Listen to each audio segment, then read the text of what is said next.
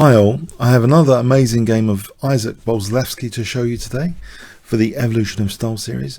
This is from the 1945 radio match between USA and the USSR.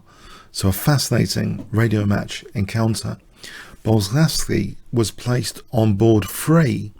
So Botvinnik was playing board 1, Smyslov board 2. So a very high board, 10 board match, I think.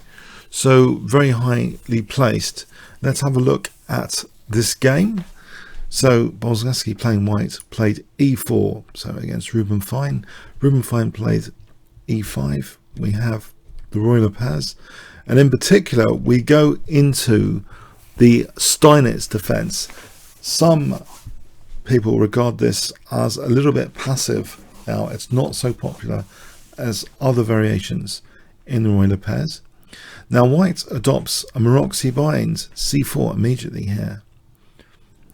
So this is quite different from other variations on royal pairs where white is often constructing a centre with c3 and d4. But here just content with gripping d5 and not minding a potential concession on d4. Bishop d7 unpinning the knight. Knight c3. We have g6. And this looks extremely logical because white has weakened that d4 square. If the bishop is exerting an influence here, it's looking at d4 indirectly, keeping a grip on that square. But white immediately plays d4 here, breaking any possible binds that black wanted. We have e takes d4, knight takes d4, and now we have bishop g7. This is a structural concession here because black will have double pawns if white plays knight takes c6, and he did. Knight takes c6. In Chessbay's live book, it's indicated bishop takes c6 might be better than b takes c6.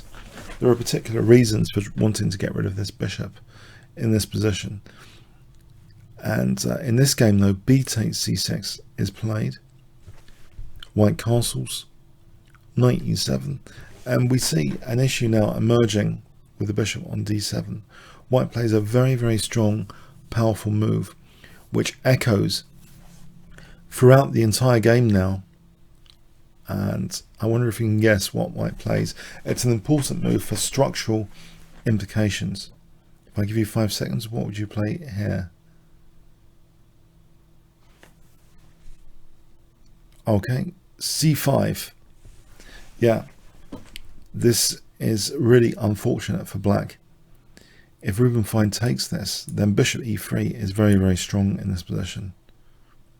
If this pawn moves, it's just a gruesome pawn structure. Bishop c5, and then this position is just so comfortable after queen d2 for white. Great compensation for the pawn. It's just a very nasty position emerging with rook ad1. Black is on the back foot clearly in this position. This bishop on this diagonal is particularly painful here. So this cannot be accepted, this pawn. Instead, this awkward looking knight c8, trying to keep the pressure, keep the defensive resources on d6. It's a very awkward way of defending d6. White's got a lot of pressure on d6 here.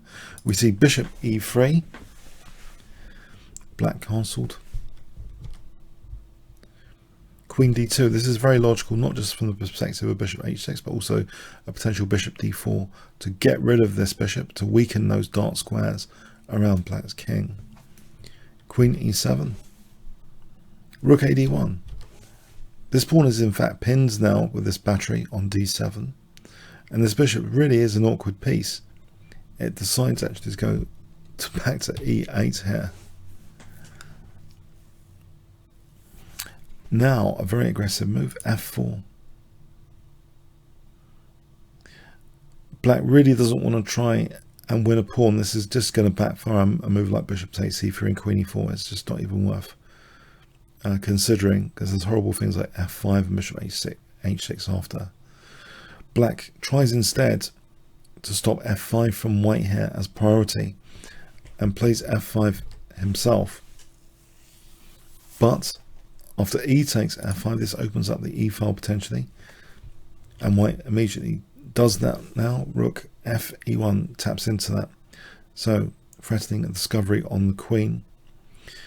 Black here for the moment actually doesn't move the queen, instead plays d takes c5, horrendous looking trebled pawns, and in fact this pawn is now attacked. Queen f2, battery here, so bishop takes c5 on the cards with a double attack on the queen. Knight d6, bishop takes c5, restoring pawn equality, but look at white's pawn structure, it's far superior. The queen has to move now. Queen d8, and now bishop d4, swapping off this bishop is good to gain access to black's king side, weaken those squares around the king. Bishop takes d4, queen takes d4, and with the bishop and queen this could be very dangerous, the queen glaring down this diagonal, but you can imagine the bishop coming to b3 and a rook lift, e3 to g3, very dangerous with this centralized queen. It's challenged immediately. Check. And now queen takes f6, just heading to an endgame. Rook on the 7th, hitting c7. That's protected. Doubling rooks, asserting authority on the e file. Bishop g6. Rook 1 e6, not minding another exchange of rooks. Simplifying, but after bishop takes e6, we have rook e8. Okay, it looks like a resourceful defense. For the moment, black is not losing material for the moment. Rook takes, knight takes is interesting, but bishop takes e8 is played, keeping the knight positioned more centrally. Has white got an advantage here? Well, structurally, of course, he has. It's not just the double pawns. This is a weakened a pawn. It's an isolated a pawn. Knight a4 goes to that beautiful c5 square. King g7, knight c5. White's advantage is very clear in this ending. The pawn is attacked, it's moved, but it's still vulnerable now, so a potential attack later. King f2. If ever knight b7, this pawn's going to be in trouble. Bishop f7. Bishops come off. b3 fixing down the a pawn. Can white win just with this advantage of the knight being more aggressive and the weakened pawns? h5. We have king e2. The king comes to the center. Now in this position, white is potentially playing king d4 to e5. This would be very nasty. And after that, if that's achieved, then there's things like knight e6.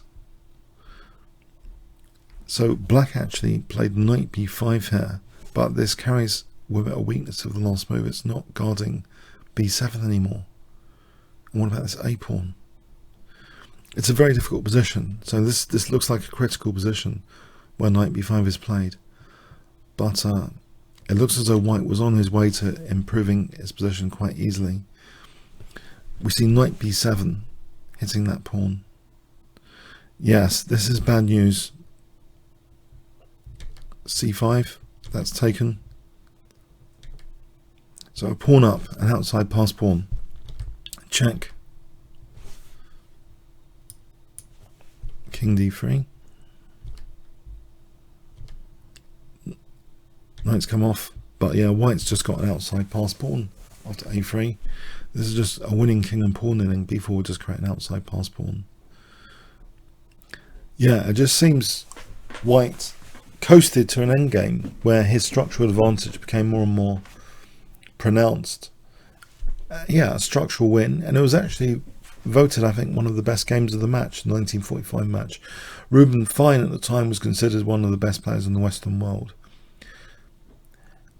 It isn't an example of Boleslavsky's attacking prowess, dynamic attacking prowess. More, you know, he can grind, he can get a position from the opening, a structural advantage, and just lead it all the way through to the end game, where it becomes just basically a decisive advantage.